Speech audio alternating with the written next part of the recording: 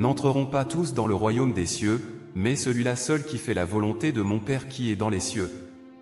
Ici, celui-là seul qui fait la volonté de mon Père qui est dans les cieux, signifie que l'on peut vivre selon la parole de Dieu, ne pêche plus contre Dieu et peut obéir à Dieu et l'adorer véritablement. Mais, après avoir été sauvés, bien que nous puissions recevoir la grâce de Dieu, nous péchons souvent, et nous sommes incapables de répondre aux exigences de Dieu vivant dans cet état. Dieu dit, à l'époque, l'œuvre de Jésus était l'œuvre de la rédemption de toute l'humanité. Les péchés de tous ceux qui croyaient en lui étaient pardonnés, tant que tu croyais en lui, il te rachetait, si tu croyais en lui, tu n'appartenais plus au péché, tu étais soulagé de tes péchés. C'est cela que signifiait être sauvé et être justifié par la foi. Pourtant, chez ceux qui croyaient, il y avait un reste de rébellion et d'opposition à Dieu, qui devait être encore retiré lentement. Le salut ne signifiait pas que l'homme avait été complètement gagné par Jésus, mais que l'homme n'appartenait plus au péché, que ses péchés avaient été pardonnés, à condition de croire, tu n'appartenais plus jamais au péché. Avant que les hommes aient été rachetés, Satan les avait déjà remplis de ses poisons et, après des milliers d'années de corruption par Satan, les hommes ont en eux une nature établie qui s'oppose à Dieu. Cliquez sur la photo de mon profil, et dans ma bio, vous trouverez un groupe d'études bibliques gratuites, où nous étudions la parole du Seigneur tous les soirs pour nous préparer à l'accueil du retour du Seigneur. Par conséquent, lorsque les hommes ont été rachetés, ce n'était rien de plus qu'un cas de rédemption par laquelle l'homme est racheté à un prix élevé, mais sa nature empoisonnée, en lui, n'a pas été éliminée. L'homme, qui est tellement souillé, doit subir une transformation avant d'être digne de servir Dieu. Grâce à cette œuvre du jugement et du châtiment, les hommes prendront pleinement conscience de l'essence souillée et corrompue en eux-mêmes et ils pourront changer complètement et être purifiés. L'homme peut être digne de retourner devant le trône de Dieu seulement de cette manière. Même si l'homme a été racheté et si ses péchés ont été pardonnés, c'est seulement considéré comme si Dieu avait oublié les transgressions de l'homme et n'avait pas traité l'homme en conformité avec ses transgressions. Toutefois, lorsque l'homme vit dans un corps charnel et qu'il n'a pas été libéré du péché, il ne peut que continuer à pécher, révélant sans cesse son tempérament satanique corrompu. C'est la vie que l'homme mène, un cycle sans fin de péché et de pardon accordé. La majorité de l'humanité pêche dans la journée pour simplement se confesser dans la soirée. Ainsi, même si le sacrifice d'expiation est toujours efficace pour l'homme, il ne peut pas sauver l'homme du péché. Seulement la moitié de l'œuvre du salut a été achevée, car l'homme a encore un tempérament corrompu. Être sauvé, c'est avoir accepté la rédemption du Seigneur, mais notre nature pécheresse est toujours là, l'orgueil, l'égoïsme, la cupidité, la tromperie et d'autres tempéraments sataniques n'ont pas été enlevés, et nous pouvons pécher contre Dieu à tout moment. Par conséquent, être sauvé ne signifie pas être sauvé complètement. Ceux qui sont sauvés sont seulement pardonnés de leurs péchés, mais ils vivent toujours dans le cycle du péché et de la confession, et ne se sont pas débarrassés de leur nature pécheresse, sans parler de faire la volonté de Dieu.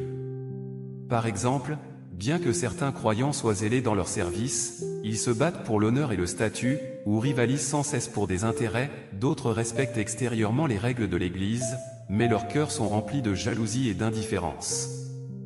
Comment peut-on dire que ceux qui vivent dans un tel état sont les gens qui font la volonté de Dieu? Cliquez sur la photo de mon profil, et dans ma bio, vous trouverez un groupe d'études bibliques gratuites, où nous étudions la parole du Seigneur tous les soirs pour nous préparer à l'accueil du retour du Seigneur. En entendant cela, comprenez-vous mieux ce que signifie être sauvé et être entièrement sauvé? Comment pouvons-nous nous débarrasser de notre nature pécheresse, devenir saints, obtenir le vrai salut et entrer dans le royaume des cieux? Le Seigneur Jésus nous a déjà montré le chemin. J'ai encore beaucoup de choses à vous dire, mais vous ne pouvez pas les porter maintenant.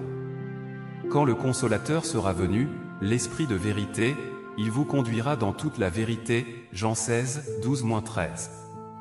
Cette prophétie nous dit clairement que le Seigneur reviendra dans les derniers jours apporter la vérité pour nous purifier, juger notre nature pécheresse et nous sauver complètement de nos péchés.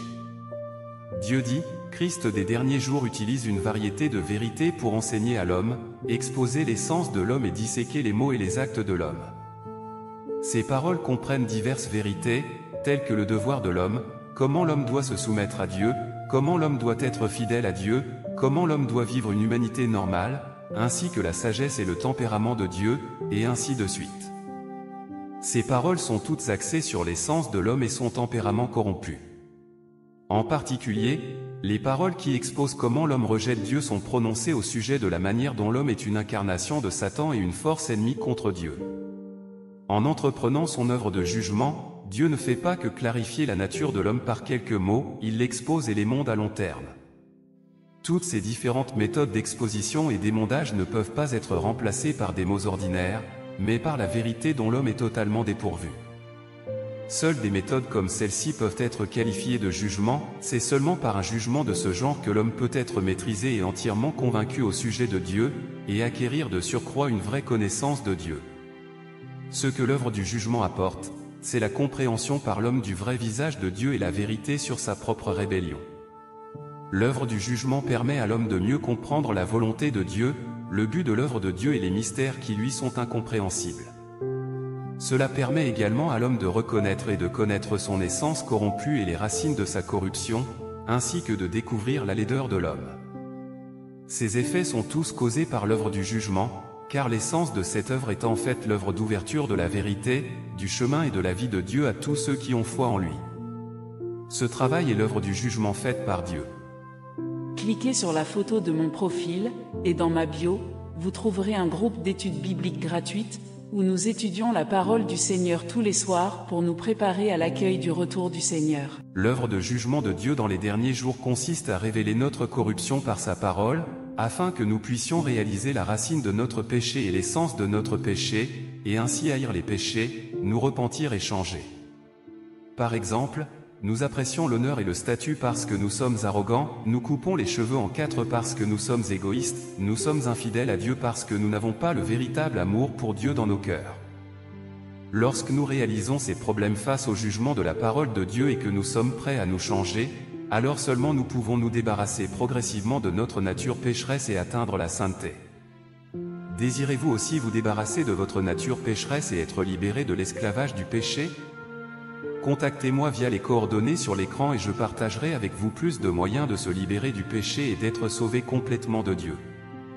Est-ce que le partage d'aujourd'hui approfondit votre connaissance des « être sauvé » et du « vrai salut » ?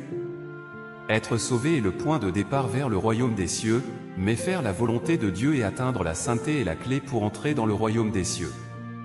Et ce chemin ne peut être trouvé qu'en acceptant l'œuvre de jugement de Dieu dans les derniers jours. Êtes-vous prêt à accueillir le Seigneur, à accepter l'œuvre de jugement de Dieu dans les derniers jours, à être purifié et à entrer dans le royaume de Dieu? Rejoignez gratuitement à notre groupe d'études bibliques, où nous explorons les sujets suivants chaque soir.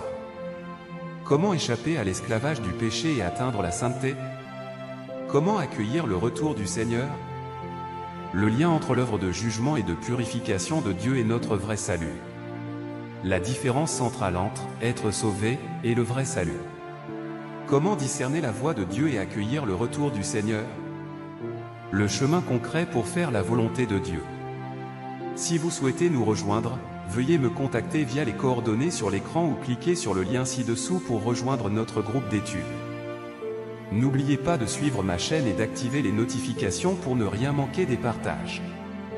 Je me réjouis de vous revoir et que Dieu vous bénisse abondamment. Être sauvé, signifie-t-il entrer au royaume des cieux? Vous pourriez mal comprendre les paroles du Seigneur. Bonjour, frères et sœurs. Je suis très heureux d'être ici avec vous. L'émission en direct d'aujourd'hui peut être cruciale pour votre foi, car nous allons discuter d'une question profonde et souvent mal comprise. Peut-on entrer directement dans le royaume des cieux parce que nous sommes sauvés par la foi? Vous avez peut-être entendu des pasteurs ou des prêtres dire « Nous avons été sauvés par la foi au Seigneur, nous n'avons pas à nous inquiéter car la grâce de Dieu est suffisante, et nous sommes sauvés une fois, nous sommes sauvés une fois pour toutes. » Il suffit d'avoir la grâce de Dieu, nous sommes incapables d'atteindre la sainteté, mais par le sacrifice expiatoire du Seigneur, nous pourrons entrer dans le royaume de Dieu. Notre salut complet n'est pas gagné par nos bonnes actions, notre pratique des enseignements du Seigneur, ou notre accomplissement de la volonté de Dieu, mais par le sacrifice de Jésus pour nos péchés. Ce point de vue est-il conforme à la vérité et aux enseignements du Seigneur? Est-ce que cela vous donne la paix de l'esprit, ayant la corroboration de la parole du Seigneur, ou vous vous accrochez simplement à ce point de vue avec une attitude consistant à simplement espérer être chanceux, souhaitant être sauvé mais ayant la confusion dans votre cœur en même temps. En fait, vous n'êtes pas sûr de pouvoir être sauvé, n'est-ce pas? Est-ce que vous avez vécu une expérience suivante, après avoir fait une telle prière, « Seigneur, j'ai encore péché, pardonne-moi, s'il te plaît », vous avez des doutes dans votre cœur, puis-je vraiment entrer dans le royaume des cieux dans un tel état?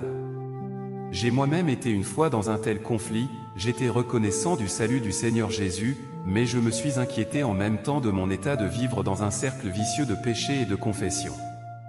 Mais les paroles du Seigneur Jésus m'ont indiqué une direction claire, ceux qui me disent « Seigneur, Seigneur » n'entreront pas tous dans le royaume des cieux, mais celui-là seul qui fait la volonté de mon Père qui est dans les cieux. Matthieu 7h21.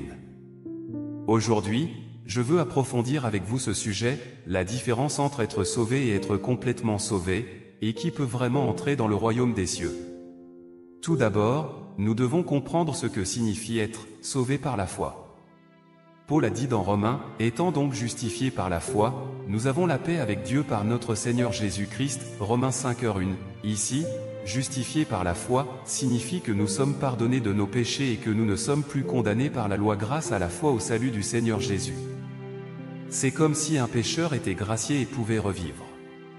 Cliquez sur la photo de mon profil, et dans ma bio, vous trouverez un groupe d'études bibliques gratuites, où nous étudions la parole du Seigneur tous les soirs pour nous préparer à l'accueil du retour du Seigneur. C'est la grâce que Dieu nous a donnée et c'est le premier pas vers le royaume des cieux. Mais le problème, c'est que le salut n'est que le pardon, pas la purification. Comme l'a dit le Seigneur Jésus, en vérité, je vous le dis, quiconque se livre au péché est esclave du péché. Or, l'esclave ne demeure pas toujours dans la maison, le Fils y demeure toujours. Jean 8, 34-35. Après avoir reçu le salut, nos péchés sont pardonnés, mais nous continuerons à pécher et à être liés à notre nature pécheresse, ce qui signifie que nous sommes toujours esclaves du péché.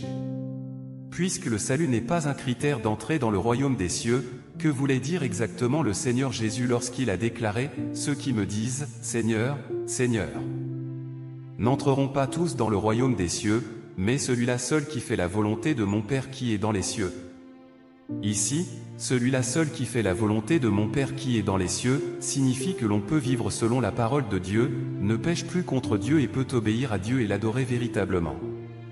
Mais, après avoir été sauvés, bien que nous puissions recevoir la grâce de Dieu, nous péchons souvent, et nous sommes incapables de répondre aux exigences de Dieu vivant dans cet état. Dieu dit, à l'époque, l'œuvre de Jésus était l'œuvre de la rédemption de toute l'humanité. Les péchés de tous ceux qui croyaient en lui étaient pardonnés, tant que tu croyais en lui, il te rachetait, si tu croyais en lui, tu n'appartenais plus au péché, tu étais soulagé de tes péchés. C'est cela que signifiait être sauvé et être justifié par la foi. Pourtant, chez ceux qui croyaient, il y avait un reste de rébellion et d'opposition à Dieu, qui devait être encore retiré lentement. Le salut ne signifiait pas que l'homme avait été complètement gagné par Jésus, mais que l'homme n'appartenait plus au péché, que ses péchés avaient été pardonnés, à condition de croire, tu n'appartenais plus jamais au péché. Avant que les hommes aient été rachetés, Satan les avait déjà remplis de ses poisons et, après des milliers d'années de corruption par Satan, les hommes ont en eux une nature établie qui s'oppose à Dieu.